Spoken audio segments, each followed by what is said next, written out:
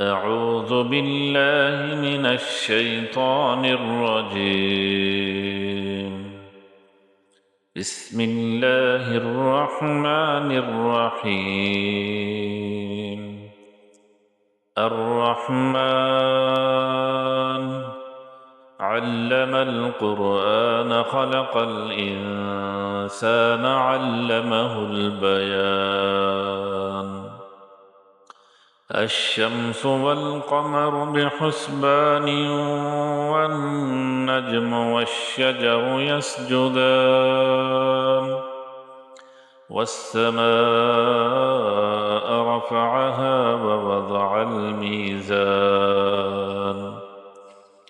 ألا تطغوا في الميزان وأقيموا الوزن بالقسط ولا تخسروا الميزان والأرض وضعها للأنام فيها فاكهة والنخل ذات الأكمام والحب ذو العصف والريحان فبأي آلاء ربكما تكذبان خلق الإنسان من صلصال كالفخار وخلق الجان من مارج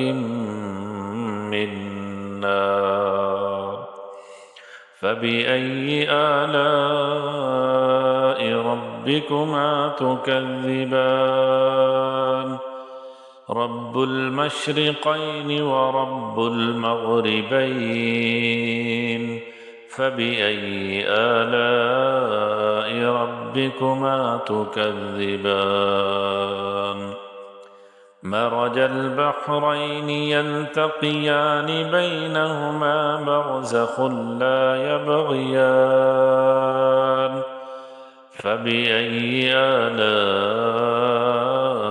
ربكما تكذبان يخرج منهما اللؤلؤ والمرجان فبأي آلاء ربكما تكذبان وله الجوار المنشآت في البحر كالأعلام فبأي آلاء ربكما تكذبان كل من عليها فان ويبقى وجه ربك ذو الجلال والإكرام فبأي آلاء ربكما تكذبان يسأله من في السماوات والأرض كل يوم هو في شأن فبأي آلاء ربكما تكذبان سنفرغ لكم أيها الثقلان فبأي آلاء ربكما تكذبان يا معشر الجن والإنس إن استطعتم أن تنفذوا من أقطار السماوات والأرض فانفذوا لا تنفذون إلا بسلطان فبأي آلاء ربكما تكذبان يرسل عليكما شواظ من نار ونحاس فلا تنتصران فبأي آلاء ربكما ربكما تكذبان فإذا انشقت السماء فكانت وردة كالدهان فبأي آلاء ربكما تكذبان فيومئذ لا يسأل عن ذنبه إنس ولا جان فبأي آلاء ربكما تكذبان يعرف المجرمون بسيماهم فيؤخذ بالنواصي والأقدام فبأي آلاء ربكما تكذبان هذه جهنم التي يكذب بها المجرمون يطوفون بينها وبين حميم آن فبأي آلاء ربكما تكذبان ولمن خاف مقام ربه جنتان فبأي آلاء ربكما تكذبان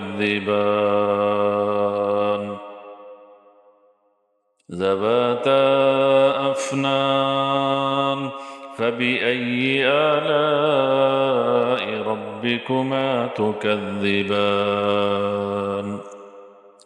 فيهما عينان تجريان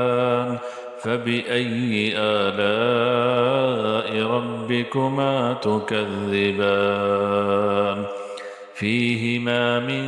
كل فاكهة زوجان فبأي آلاء ربكما تكذبان متكئين على فرش بطائنها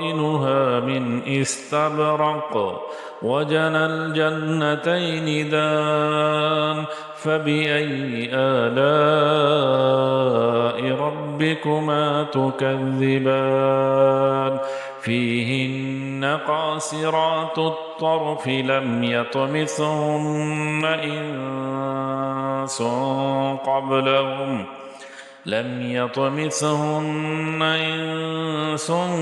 قبلهم ولا جان فبأي آلاء ربكما تكذبان كأنهن الياقوت والمرجان فبأي آلاء ربكما تكذبان هل جزاء الإحسان إلا الإحسان فبأي آلاء ربكما تكذبان ومن دونهما جنتان فبأي آلاء ربكما تكذبان مدهامتان فبأي آلاء ربكما تكذبان فيهما عينان نضاختان فبأي آلاء ربكما تكذبان فيهما فاكهة ونخل ورمان فبأي آلاء ربكما تكذبان